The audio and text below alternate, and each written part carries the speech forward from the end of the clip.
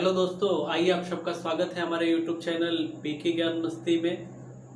हम लोग चैप्टर पढ़ रहे हैं सारणिक। इससे पहले की वीडियो में क्या किए हम लोग, गुणधर्म पढ़े, 5 गुणधर्म पढ़े हम लोग। तो आगे जो गुणधर्म है उसको पढ़ते हैं, फिर हम लोग सवाल हल करेंगे। तो देखिए गुणधर्म 6 नंबर क्या है, आपको पहले सारणिक लिख के उदाहरण से समझा रहा हूँ, फिर गुणधर्म क्या है पढ़ेंगे हम लोग, तो समझेंगे। ध्यान दीजिएगा, ये एक सारणिक है, 2 क्रम का सारणिक लिख लिया है। इसका मान जरा निकाल लीजिए। तो मान निकालेंगे जब हम लोग इसको हल करेंगे तो क्या बनेगा, 1 गुणे 4 मिलेगा, माइनस 2 गुणे 3 6। हल कीजिए, कितना मिल जाएगा, -2। ये क्या किए हम, सारणिक का विस्तार किए, सारणिक का प्रसार किए, विस्तार किए, प्रसार कहिए या विस्तार, सारणिक का प्रसार करने पर ऐसा मान मिल गया। अब ध्यान दीजिए, इधर मैं क्या कर रहा हूं, इसी सारणिक में ये जो देखिए पहली पंक्ति जो है ना, इसमें मैं दूसरी पंक्ति को जोड़ के लिख दे रहा हूं। मतलब क्या लिख रहा हूं, R1 की जगह लिख दे रहा हूं R1 टेंड्स टू, क्या R1 की जगह लिख दे रहा हूं क्या, R1 प्लस R2। क्या बनाइए, तो R1 में बदलना है ना, तो R2 को पहले लिख दीजिए 2 4, और R1 की जगह क्या करना है, R1 और R2 दोनों को जोड़ के लिखना। तो संगत अवयव जोड़ेंगे, एक के साथ जोड़ लेंगे, किसको, 2 को, क्या मिलेगा 3 के साथ जोड़ लेंगे 4 को, कितना मिल जाएगा 7। तो इसमें क्या किए, तो R1 की जगह लिख दिया R1 प्लस R2। इस सारणी का मान ज्ञात करते हैं, तो बिल्कुल यह चीज लिख लीजिएगा ऐसे ही। यहाँ पे सारणी का प्रसार करने पर, सारणी का प्रसार कीजिए, इसका मान जरा निकालिए। तो 3 गुणे 4 12 बनेगा। मैं आपको बता रखा हूँ कैसे गुणा कराते हैं, ये इसके साथ था, माइनस इसका इसके साथ। तो 3 गुणे 4 12, माइनस 2 गुणे 7 14। 12 से 14 घटाइए, क्या मिला, -2। क्या मिला, -2। यहाँ क्या मिला था, सारणी का मान -2। आप देख रहे हैं मान में कोई परिवर्तन हुआ नहीं। क्या किए हम लोग, पहली पंक्ति में दूसरी पंक्ति को जोड़ लिए। इसी तरह से अगर घटा भी लें तो भी कोई परिवर्तन नहीं होगा। ध्यान दीजिएगा, यदि आईवी पंक्ति में परिवर्तन कर रहे हैं तो इसको प्रतीक से लिख लेंगे, RI टेंड्स टू क्या, RI प्लस K इंटू, तो शून्येतर संख्या हो गया K इंटू, कोई दूसरी पंक्ति जोड़ेंगे इसके साथ तो लिख देंगे RJ, यानी कि जेवी पंक्ति में K का गुणा कराए और आईवी पंक्ति के साथ जोड़ दिए, और आईवी पंक्ति में परिवर्तन कर रहे हैं तो इसको ऐसे व्यक्त कर लेंगे। दीजिएगा, ध्यान दीजिएगा, यहाँ जोड़ लिए या फिर घटा भी दे, जोड़ ले या फिर घटा दे, मान में कोई परिवर्तन नहीं होगा। मतलब ये ए नंबर जो मैंने अभी आपको बताया ना, आप इसको ऐसे समझ लीजिएगा, यदि कोई सारणिक है और उसकी किसी पंक्ति में किसी अन्य पंक्ति को किसी संख्या से गुणा करा के उसमें जोड़ ले या फिर उसमें से घटा ले, तो सारणी के मान में कोई परिवर्तन नहीं होता है।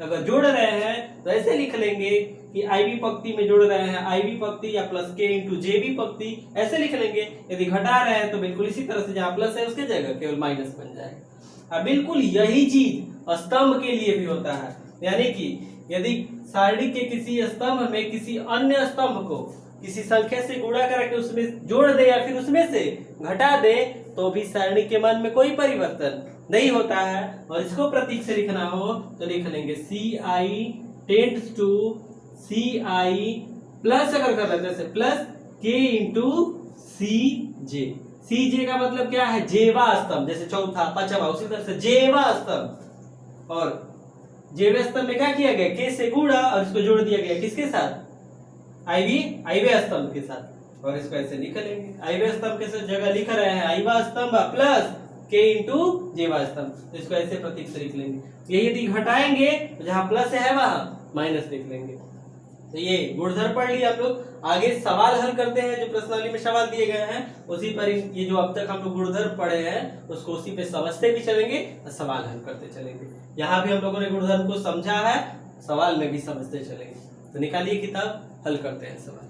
देखिए 4.2 जो प्रश्नावली है इसमें कहा गया है कि बिना प्रसरण किए, मतलब प्रसार नहीं करना है, बिना प्रसरण किए और सारणिकों के गुणधर्मों का प्रयोग करके निम्नलिखित प्रश्न 1 से 5 को सिद्ध कीजिए। मतलब 1 से 5 तक का जो सवाल दिया गया है सारणी का, हम लोग को बिना प्रसरण के, मतलब प्रसार नहीं करना है, सारणी का गुणधर्म केवल प्रयोग करना है और उसी की सहायता से सिद्ध करना है। तो हल करते हैं। देखिए पहला सवाल जो दिया गया है, ऐसे दिया गया है। पहला सवाल मैंने लिख लिया, इसका एलएचएस लिख रहे हैं। अब कोई एलएचएस लिख के इसको नहीं ना सिद्ध करेगा, तो ध्यान दीजिए एलएचएस लिख के ही ना बनाएंगे, जीरो को कहाँ हल करके ऐसा बनाएंगे, नहीं। एलएचएस लिख लिया। एलएचएस में जो दिया गया है लिख लेते हैं पहले इसको। पहले स्तंभ में एक्स वाई जेड, दूसरे स्तंभ में ए बी सी, तीसरे स्तंभ में X plus A Y plus B Z plus C. ध्यान दीजिएगा, इसको शून्य बनाना है, मतलब बनाना है मतलब ये कि इसको सिद्ध करना है कि ये शून्य होगा इसका मान। ध्यान दीजिएगा, ये तीसरा स्तंभ देखिए तो इसका प्रत्येक अवयव दो पदों के योगफल के रूप में, इसका प्रत्येक अवयव जब दो पदों के योगफल के रूप में है प्रत्येक अवयव, तो इसे अलग अलग दो सारणिकों के योगफल के रूप में लिख सकते हैं। ये पढ़े हैं हम लोग। आप यहाँ गुणधर्म लिखिएगा, हिंदी में गुणधर्म यहाँ लिखिएगा। मैं समझा रहा हूँ क्या लिखना है, लिखिएगा यहाँ। चूंकि ध्यान दीजिएगा यहाँ क्या लिखना है, चूंकि तीसरे स्तंभ में यानी कि C3 का प्रत्येक अवयव दो पदों के योगफल के रूप में है, अतः इस सारणिक को दो अलग अलग सारणिकों के योगफल के रूप में लिखा जा सकता है। आप यहाँ ये चीज लिख लीजिएगा, मैंने जो बोला अभी, फिर लिखेंगे आगे। इसलिए अलग अलग कैसे लिखेंगे तो ध्यान दीजिए। एक बार इसको एक्स वाई जेड को तीसरा स्तंभ बना लेंगे, इसको पहला इसको दूसरा बना के एक सारणी में लिख लेंगे। मतलब क्या कहे, ऐसे पहले स्तंभ में एक्स वाई जेड,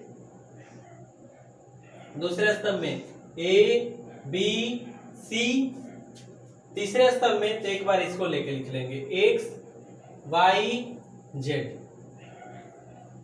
प्लस दूसरे सारणी जब लिखेंगे दूसरा, तो पहले स्तंभ में एक्स वाई जेड और दूसरे स्तंभ में ए बी सी और तीसरे स्तंभ में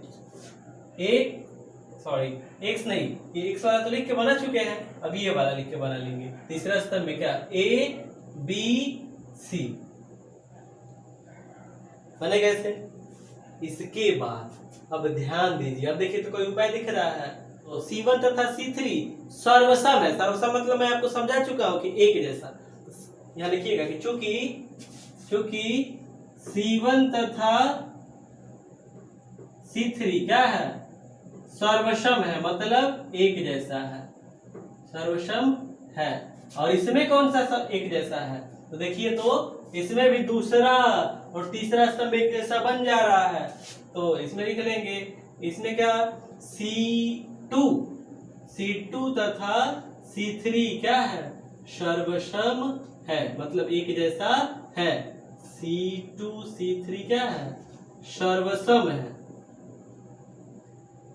जब सर्वसम है तो क्या, इसलिए क्या, इसके लिए क्या बनेगा, इसके लिए तो इसका मान शून्य हो जाएगा, प्लस इसका मान भी C2 C3 एक जैसा है तो इसका मान भी शून्य, यानी कि हल करेंगे क्या मिला, शून्य।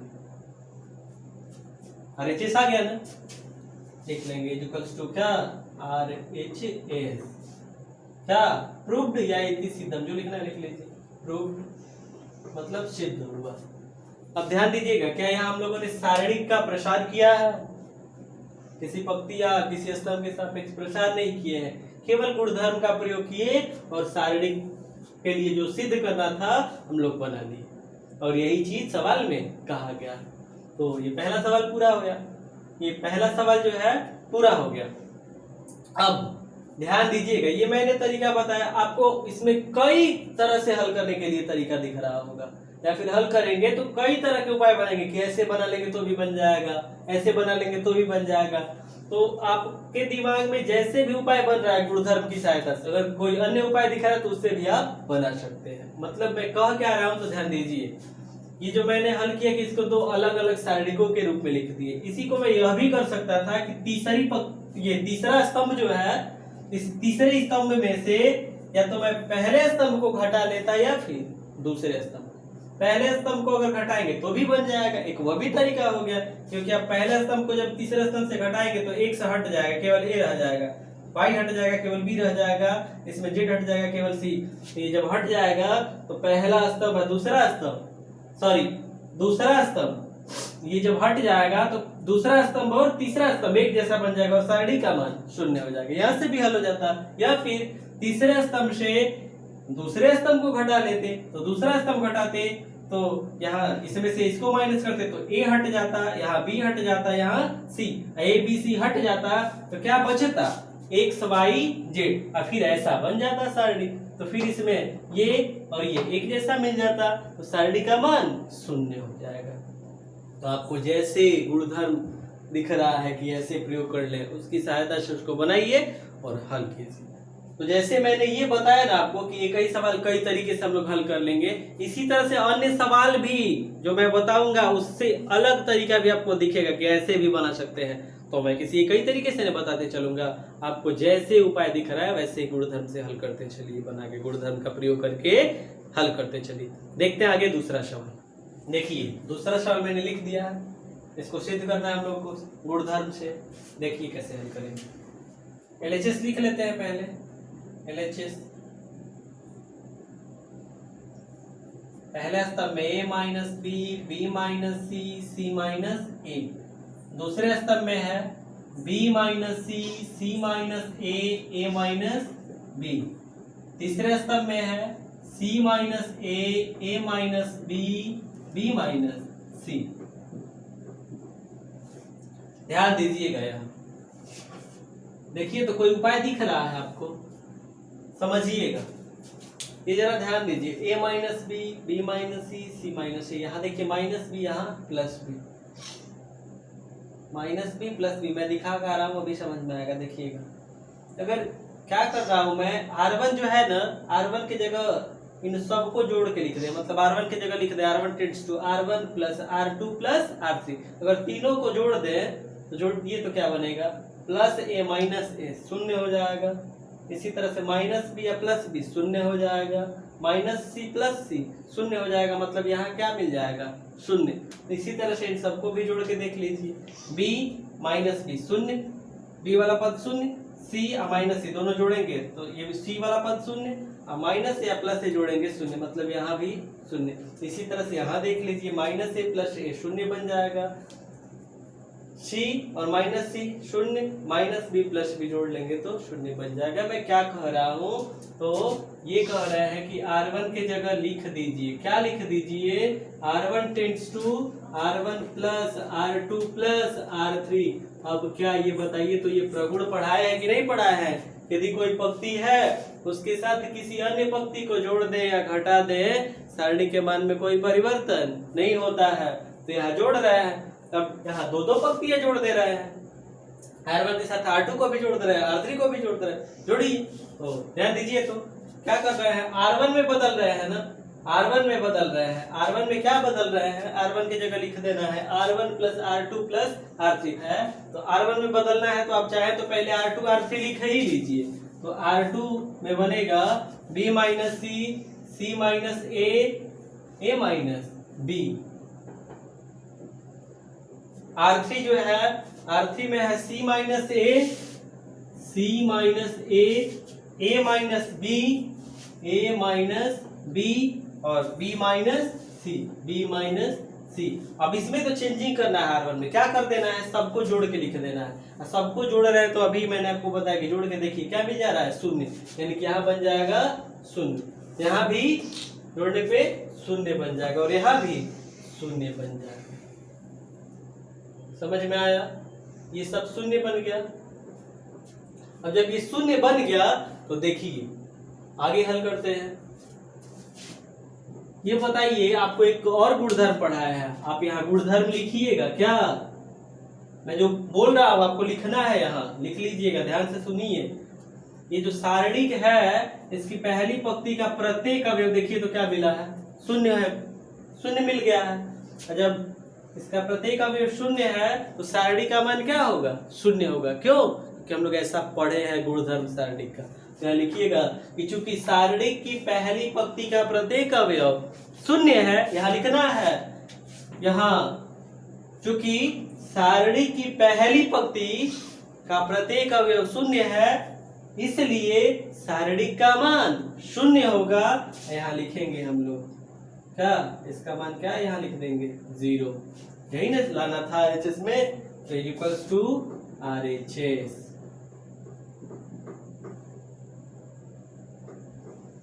दूसरा सवाल हल कर लिए हम। आगे हल करते हैं तीसरा सवाल। ध्यान दीजिए, तीसरा सवाल लिख लिए हैं, इसको हम लोग को सिद्ध करना है गुणधर्म का प्रयोग करके। LHS लिख लेते हैं, LHS। तो देखिए LHS में क्या है? पहली पंक्ति में है 2, 7, 65, दूसरी पंक्ति में है 3, 8, 75, तीसरी पंक्ति में है 5, 9, 86। ध्यान दीजिएगा। अब उपाय लगाया जाए, इसको शून्य जैसा हम लोग को कुछ बना के रखना है। शून्य जैसा बना के रखना है मतलब क्या कह रहे हैं? हम लोग पढ़े हैं कि सारणी का मान शून्य कब कब होता है? तो या तो दो पंक्तियां एक जैसी हो या दो स्तंभ एक जैसे हो तब तो होता है सारणी का मान शून्य, या फिर सारणी की किसी पंक्ति या फिर किसी स्तंभ का प्रत्येक अवयव शून्य हो तब शून्य होता है। तो हम लोग को यही उपाय लगाना है कि किसी पंक्ति या किसी स्तंभ के प्रत्येक अवयव को शून्य बना ले, या फिर कोई दो पंक्ति या कोई दो स्तंभ, कोई दो पंक्ति या कोई दो स्तंभ एक जैसा बना ले, तब कह लेंगे गुणधर्म से कि इसका मान शून्य होगा। बनाते हैं उपाय, ध्यान दीजिए। तो क्या करेंगे? पहली पंक्ति में के प्रत्येक अवयव में शून्य से गुणा करा के लिख दें। ध्यान दीजिएगा, मैंने आपको बता रखा है कि पंक्ति में जब भी किसी संख्या का गुणा करा रहे तो शून्येतर संख्या का गुणा कराएंगे। शून्येतर मतलब शून्य को छोड़ के, ये नहीं कि शून्य का गुणा कर देंगे खटाक से लिख देंगे कि इसका मान शून्य, नहीं, शून्येतर संख्या, शून्य को छोड़ कर किसी संख्या से गुणा कराते हैं। तो ध्यान दीजिए, मैंने आपको गुणधर्म में ये चीज बता रखा। ये बताइए, ये पहला स्तंभ है और ये दूसरा स्तंभ, यहाँ 65 है ना, ये बताइए इसका कितना गुना करके इसमें जोड़ेंगे तो 65 बनेगा? तो 7 गुणे 9 करेंगे तो 63, 63 और 2 जोड़ेंगे तो 65 हो जाएगा, और यहाँ 65 बन जा रहा है। इसमें भी 9 का ही ना गुणा फिर करेंगे तो 9 गुणे 8 72, और 3 जोड़ेंगे तो यहाँ 75 बन जा रहा है। 65 बन गया, 75 बन गया। इसको जरा देखते हैं, 9 के साथ 9 का गुणा कराएंगे तो 81, और 5 जोड़ लेंगे इसमें 86, तो यहाँ भी 86 बन गया, यानी एक जैसा बन जा रहा है। तो कर क्या रहे हैं? पहले स्तंभ में परिवर्तन कर रहे हैं। क्या परिवर्तन कर रहे हैं? ध्यान दीजिएगा, यहाँ पहले स्तंभ में परिवर्तन मतलब C1 में परिवर्तन। क्या कर रहे हैं? C1 टेंड्स टू C1 में जोड़ रहे हैं। कितना जोड़ रहे हैं? तो C2 को जोड़ रहे हैं, और C2 में 9 से गुणा करा के जोड़ रहे हैं। देख लेंगे, C1 tends to C1 plus 9 into C2। हल करते हैं, तो C1 में परिवर्तन करना है मतलब पहले स्तंभ में परिवर्तन करना है, तो दूसरे और तीसरे स्तंभ को उतार लेंगे, ऐसे उतार लेते हैं। तो दूसरा स्तंभ है 7, 8, 9, तीसरा स्तंभ है 65, 75, 86। C1 में चेंजिंग करना है तो बनाते हैं, तो 9 से गुणा करेंगे इसमें तो 63 बनेगा, और 2 के साथ जोड़ लेंगे तो 65 बन जाएगा। यहाँ ये 72 बनेगा, 9 से गुणा कराएंगे 8 में तो, और 72 को 3 के साथ जोड़ लेंगे 75 बन जाएगा। इसी तरह से यहाँ 9 में 9 से गुणा कराएंगे तो 9 गुणे 9 81 बनेगा, और 81 को 5 के साथ जोड़ लेंगे 86 बन जाएगा, मिलेगा। अब इसके बाद देखिए तो पहला स्तंभ और तीसरा स्तंभ एक जैसा बन गया है, और जब पहला और तीसरा स्तंभ एक जैसा बन गया है, हम लोग गुणधर्म पढ़े हैं, यदि सारणिक कि कोई दो पंक्तियां एक जैसी हैं या कोई दो स्तंभ। तो यहाँ कोई दो स्तंभ यानी कि पहला और तीसरा स्तंभ एक जैसा मिल गया, अतः इसका मान 0 होगा। तो यही आप लिखिएगा यहाँ क्या, क्योंकि C1 तथा C3 क्या है, सर्वसम है। क्या है, सर्वसम है। मतलब सर्वसम का मतलब लिख सकते हैं आप अभी एक जैसा है। और जब एक जैसा है तो लिखिएगा कि यदि किसी सारणिक में कोई दो स्तंभ एक जैसे हो तो उस सारणिक का मान 0 होता है। ये चीज यहाँ लिख लीजिएगा कि यदि किसी सारणिक में कोई दो स्तंभ, चूंकि स्तंभ एक जैसा है तो स्तंभ वाला केवल लिख दीजिए कि यदि सारणिक में कोई दो स्तंभ एक जैसे हो तो सारणिक का मान 0 होता है। इसलिए यहाँ क्या लिख लेंगे, 0, इसका मान 0 हो जाएगा। यही ना है RHS में, इक्वल्स टू RHS। तीसरा सवाल भी हम लोगों ने हल कर लिया। आगे देखते हैं चौथा सवाल। ध्यान दीजिए, चौथा सवाल ऐसे दिया गया है, बिना प्रसार किए इसका मान जो है निकालना है। मतलब गुणधर्म का प्रयोग करके इसको जो है सिद्ध करना है कि इसका मान 0 होगा। बनाते हैं, LHS लिख लेते हैं। ध्यान दीजिएगा, LHS में है पहले स्तंभ में 1 1 1, दूसरे स्तंभ में है BC CA AB, और तीसरे स्तंभ में है A, ये कोष्ठ में B प्लस C, B कोष्ठ में C प्लस A, और C कोष्ठ में A प्लस B। ये हम लोग लिख लिए तीसरा स्तंभ। क्या कर रहा है, ध्यान दीजिएगा, इसका अंदर गुणा करा लीजिए। 1 1 1 पहले स्तंभ में, दूसरे स्तंभ में BC CA AB, और तीसरे स्तंभ में क्या बनेगा, तीसरा स्तंभ वाला जो है इसका गुणा कराते हैं। तो ये ध्यान दीजिएगा, इससे ऊपर जो है ये मैं खींच दे रहा हूं समझने के लिए। ये लिखे थे सवाल हम लोग, यहाँ से हल कर रहे हैं। LHS लिखे थे, यहाँ LHS लिख के हल करता है। ध्यान दीजिए, गुणा कराइए तो गुणा कराएंगे तो AB प्लस AC ना लिखे CA भी तो लिख सकते हैं। 2 गुणे 4 लिखे, 4 गुणे 2। अब ये कहेंगे कि AC ना लिखे CA क्यों लिख रहा है, इधर भी CA जैसा ही कुछ बना है, तो इसीलिए इसको भी लिख दे रहा है क्या, CA। इसका गुणा कराइए तो BC प्लस AB लिख सकते हैं। इसका गुणा कराइए तो CA प्लस BC बनेगा ना, ऐसे लिख सकते हैं। अब ये मुझको कहां से समझ में आ रहा है कि CA लिखें कि AC लिखें, इन्हीं को देखते हुए, ये याद करने वाला चीज नहीं, इसी को देखते हुए। यदि इसमें BC न लिख के CB लिखता तो मैं भी इधर ये जो BC लिखा उसकी जगह CB लिखता। बनाते हैं आगे, ध्यान दीजिए। तो अब क्या किया जाए, क्या उपाय लगाया जाए, तो ध्यान से देखिएगा। AB है CA है, इसमें अगर इसको मैं जोड़ दूं तो AB BC CA आ जाएगा। इसमें BC है AB है, इसमें यदि मैं CA को जोड़ दूं तो AB plus BC plus CA आ जाएगा। इसमें यदि मैं AB को जोड़ दूं तो इसमें भी AB plus BC plus CA। तो मतलब क्या है, तो ये जो तीसरा स्तंभ है ना, तीसरे स्तंभ में दूसरे स्तंभ को जोड़ दीजिए। तो क्या करना है हम लोगों को, परिवर्तन किसमें करना है, C3 में। किसमें, C3 में। और क्या परिवर्तन करना है, तो जो C3 है तीसरा स्तंभ है, इसके साथ दूसरे स्तंभ को जोड़ लेना है, यानी कि प्लस कर देना है किसको, C2 को। बनाते हैं, तो पहला और दूसरा स्तंभ ऐसे ही लिख लेंगे, पहला और दूसरा दोनों स्तंभ ऐसे ही लिख लीजिए।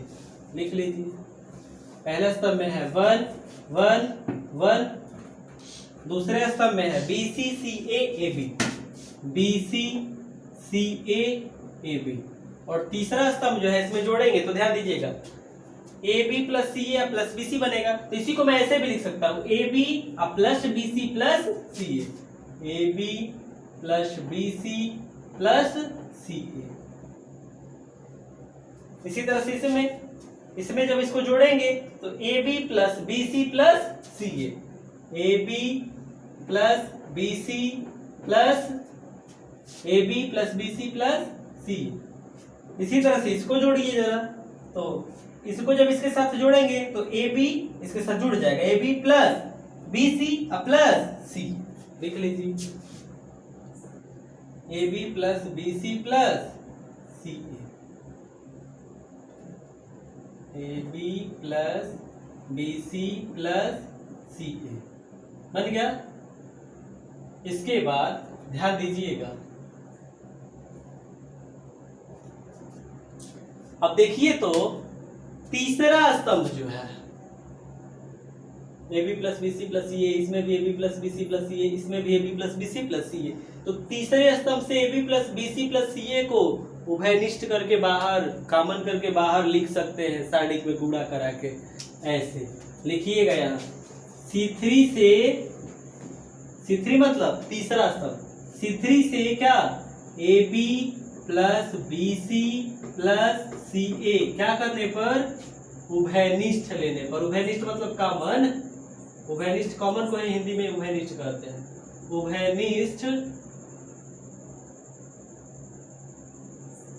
उभयनिष्ठ लेने पर, और उभयनिष्ठ लेंगे जब तो बाहर लिख लेंगे AB plus BC plus CA, ये बाहर लिख लिए।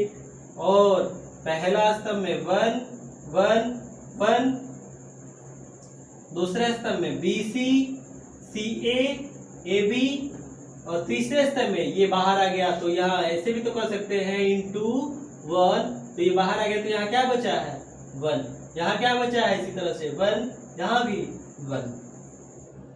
अब आपको उपाय दिख रहा होगा क्या, तो देखिए तो ये जो सारणिक मिला इसका पहला स्तंभ और तीसरा स्तंभ क्या है, एक जैसा है। और जब पहला और तीसरा स्तंभ एक जैसा है तो सारणी का मान 0 होगा। तो इसमें लिखेंगे क्या, चूंकि ध्यान दीजिएगा, चूंकि सारणिक में C1 तथा C3 क्या है, C1 तथा C3 एक जैसा है, यह भी लिख सकते हैं एक जैसा है या सर्वसम है, एक जैसा है, इसलिए सारणिक का मान 0 होगा। और जब 0 होगा तो ध्यान दीजिए, ये तो ऐसे ही लिखेंगे ना, AB plus BC plus CA into, अब ये सारणी का मान क्या हो गया 0, तो बताइए 0 का इसके साथ गुणा करेंगे क्या मिल जाएगा 0, यही ना RHS है, इक्वल्स टू RHS प्रूव्ड, मतलब सिद्ध हुआ, यही सिद्ध करना था हम लोगों को, तो बन गया। ये कैसे हम लोग किए, तो सारणी का गुणधर्म लगाया है, प्रसार नहीं किया गया है, यही कहा गया कि केवल गुणधर्म का प्रयोग करके सिद्ध कीजिए। बना लिया हम लोग चौथा सवाल। आगे देखते हैं 5 नंबर सवाल। ये सवाल दिया गया है, हम लोगों को सिद्ध करना है कि ये सारणी जो है इसके बराबर है। मैं एनालिसिस लिख ले रहा हूँ, ध्यान दीजिएगा, ये खींच दे रहे हैं ताकि समझ में आएगा कि यहाँ से अलग में हल करना। LHS में क्या है तो देखते हैं। पहले स्तंभ में है B plus C plus A plus B, पहले स्तंभ में। दूसरे स्तंभ में है Q plus R plus P plus Q। तीसरे स्तंभ में क्या है Y plus Z plus X plus Y, यही चीज है, ध्यान दीजिए। जो सिद्ध करना है हम लोगों को, तो देखिए इसमें 2 का गुणा है इसके साथ, तो कोई उपाय बनाया जाए कि 2 कैसे कॉमन मिलेगा, तो ध्यान से समझिएगा मैं क्या कर रहा हूँ, क्या कह रहा हूँ आपसे, सुनिए। R1 जो है ना, R1 की जगह R1 plus R2 plus R3 करके जरा देखिए तो क्या मिलेगा, तो यहाँ मिल जाएगा B plus B 2B, A plus A 2A, C plus C 2C, मतलब यहाँ मिल जाएगा 2A plus 2B plus 2C। इसी तरह से इसको जोड़ के देखिए, यहाँ मिल जाएगा 2P plus 2Q plus 2R। इसी तरह से यहाँ मिल जाएगा 2X प्लस 2Y, और इन दोनों को जोड़ के यहाँ 2Z। तो यही कीजिए, क्या कीजिए तो लिखिए R1 की जगह परिवर्तन कीजिए, क्या R1 टेंड्स टू मतलब R1 की जगह लिखिए क्या R1 plus R2 plus R3। तो परिवर्तन R1 में करना है तो R2 R3 को ऐसे ही लिख लीजिए ऐसे। C plus A R plus P Z plus X. तो ये तीसरी पंक्ति में A plus B P plus Q X plus Y. और R1 में तो जोड़ना है तो जोड़िए। तो आप जोड़ के देखिए b प्लस सी में इन सबको जब जोड़ेंगे, ध्यान दीजिएगा मैं क्या कह रहा हूँ, इधर देख लीजिए, समझ लीजिए। b प्लस सी है अब plus C plus A plus A plus B. जब इसको करेंगे तो देखिए तो a plus A 2a, b plus B 2b plus 2b plus ये c plus C plus 2c बनेगा ऐसे ना। बिल्कुल यही चीज मैं यहाँ लिख दे रहा हूँ सीधे। अब ये चीज लिखेंगे इसमें तो बिल्कुल लंबा होता जाएगा, इधर ये लिखने में परेशानी बनेगा। क्या कर रहे हैं, मैं डायरेक्ट जोड़ के लिख दे रहा हूँ। इसको जोड़ने से मैं समझा दिया हूँ कि जोड़ने से क्या बन रहा है, 2a plus 2b plus 2c। यहाँ लिख लीजिए 2a plus 2b plus 2c बनेगा। यहाँ इसी तरह से जोड़ के देखिएगा, बन जाएगा 2p plus 2q plus 2r। यहाँ जोड़ के देखिएगा बन जाएगा, इस सबको जोड़ेंगे तो 2x plus 2y plus 2z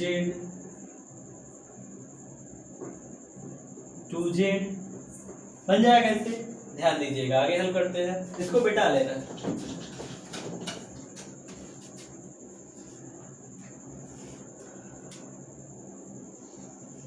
ध्यान दीजिए,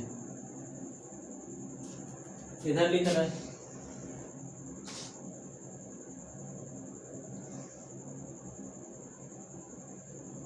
ध्यान दीजिए, बनाते हैं इधर। अब ये देखिए तो इसको ऐसे लिख सकते हैं, इससे 2 कॉमन है ना, तो ऐसे 2 अपोस्ट में a प्लस बी प्लस सी। इसको भी ऐसे लिख सकते हैं 2 अपोस्ट में p plus Q plus r। इसको भी लिख सकते हैं 2 अपोस्ट में x plus Y plus Z. बाकी दूसरी और तीसरी पंक्ति को ऐसे ही लिख दीजिए, c plus A R plus P Z plus X. फिर से यहाँ तीसरी पंक्ति में a plus B P plus Q X plus Y. ध्यान दीजिएगा। तो ये बताइए कि जो पहली पंक्ति है उसके प्रत्येक अवयव में संख्या 2 का गुणा है, तो संख्या 2 को बाहर कॉमन करके लिख सकते हैं ना। लिख लेंगे हम लोग। फिर यहाँ पे क्या R1 से क्या 2 उभयनिष्ठ लेने पर या उभयनिष्ठ करने पर, उभयनिष्ठ लेने पर। तो उभयनिष्ठ लेंगे तो क्या मिलेगा, तो ध्यान से देखिए, यहाँ ये बन जाएगा ऐसे, 2 आ जाएगा बाहर, इसमें लिख लेंगे a plus B plus C. ये हो जाएगा p plus Q plus r, और ये बन जाएगा x plus Y plus Z बनेगा। बन जाएगा यहाँ x plus Y plus Z. दूसरी पंक्ति और तीसरी पंक्ति लिखते हैं। दूसरी पंक्ति बनेगा c प्लस ए, ऐसे ही उतार देना है, r plus P Z plus X. फिर तीसरी पंक्ति में a plus B P plus Q X plus Y. ध्यान दीजिए। अब क्या करेंगे, फिर आगे क्या बनाएंगे, तो ध्यान से देखिए, ध्यान दीजिए क्या कर रहा। अब इसको हम लोग को एक एक पद चाहिए ना। देखिए जितना भी इसमें अवयव लिखा गया सब एक एक है, ए बी सी, मतलब इसमें a प्लस बी प्लस सी ऐसे करके नहीं है। तो मुझे क्या करना है, एक एक बनाना है। कैसे बनाएंगे, तो ध्यान दीजिए, मैं क्या कर रहा हूँ 2 इंटू, ध्यान दीजिएगा, a plus B plus C है ना, तो R1 में से यदि मैं किसको घटा दूं, घटा दीजिए किसी को, R3 को ही अगर घटा है तो लिख लेंगे R1 टेंड्स टू, क्या करना है तो R1 में से घटा लेना है, R1 में से घटा लेना है किसको, R3 को। घटाइए R1 माइनस R3, बनाइए तो क्या बनेगा, हल करेंगे हम लोग। तो R1 में परिवर्तन करना है तो R2 R3 को ऐसे ही उतार लिया जाए, C प्लस ए R plus P Z plus x. दूसरी पंक्ति लिख लिए, तीसरी पंक्ति लिख लिया जा, a plus B p plus Q x plus Y. अब ध्यान दीजिएगा, पहली जो पंक्ति है यहाँ 2 लिख लेते हैं, 2 का गुणा है यहाँ, ये वाला 2।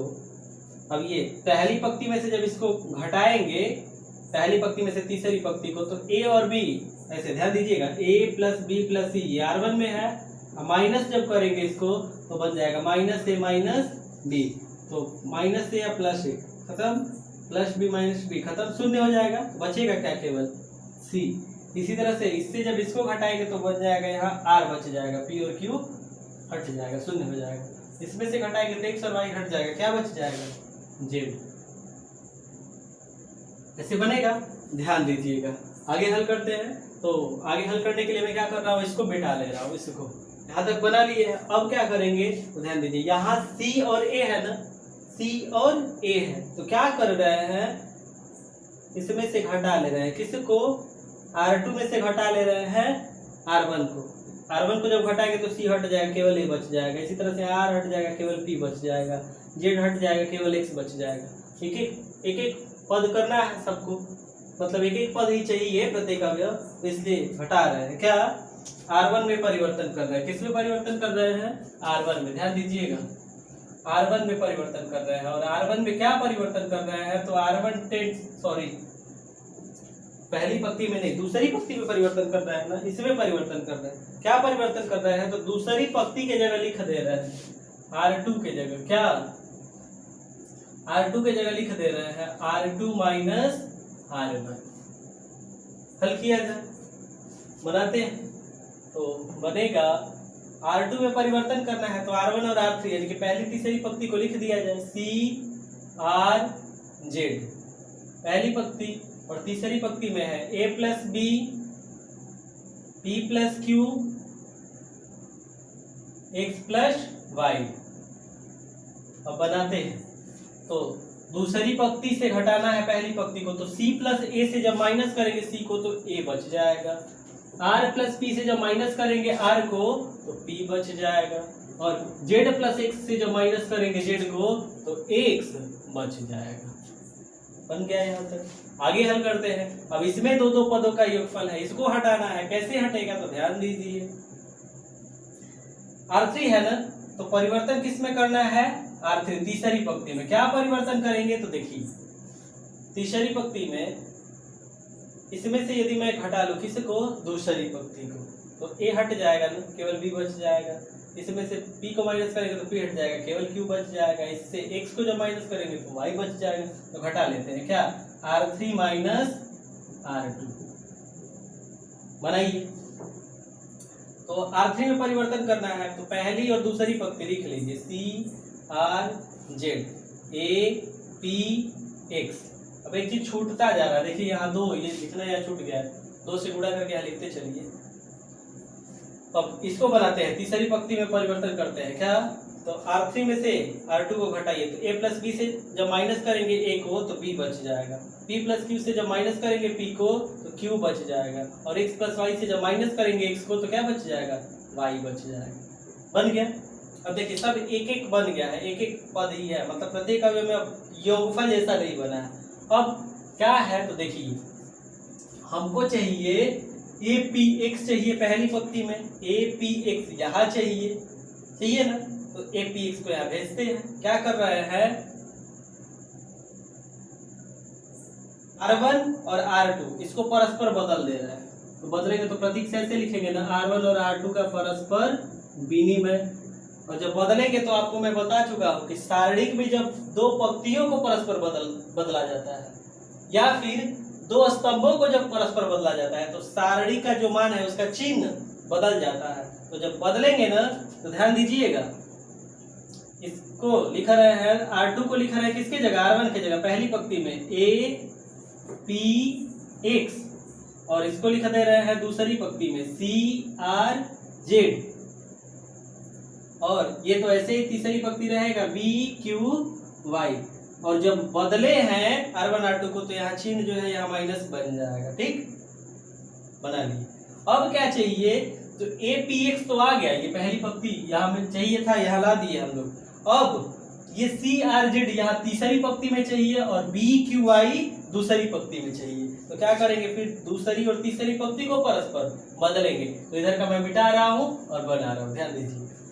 R2 R3 को बदल रहे हैं, तो R2 R3 के परस्पर विनिमय को ऐसे लिख लेंगे प्रतीक से, R2 और R3 का परस्पर विनिमय बदलते हैं, बिकॉज टू, ध्यान दीजिएगा -2 और बदलिए। तो R2 R3 को बदलना है, तो पहली पंक्ति तो ऐसे ही लिख लेंगे, ध्यान दीजिएगा। पहली पंक्ति ए पी एक्स, दूसरी पंक्ति इसको तीसरी पंक्ति की जगह लिख देंगे सी आर जेड, और जो तीसरी पंक्ति है इसको दूसरी पंक्ति की जगह, यहाँ दूसरी पंक्ति में बी क्यू वाई बनेगा। अब ध्यान दीजिएगा, जब बदले हम लोग तो इसका फिर से चिन्ह बदलेगा ना, क्योंकि जब दो पंक्तियों को परस्पर बदलते हैं तो सारणी के मान का चिन्ह बदल जाता है। तो जब फिर से मान बदलेगा, यानी कि माइनस है, तो अब क्या, यहाँ माइनस था ना, यहाँ माइनस था, तो अब फिर क्या बन जाएगा, ये प्लस हो जाएगा। आया समझ में? तो देखिए, तो ये जब प्लस हो जाएगा तो यही ना है RHS में, यही ना था, RHS में यही है। सवाल के RHS में देख लीजिए, किताब में भी देख सकते हैं आप, जो सिद्ध करना है उसके RHS में यही है। तो यहाँ से लिख लेंगे कि LHS is equals to RHS proved.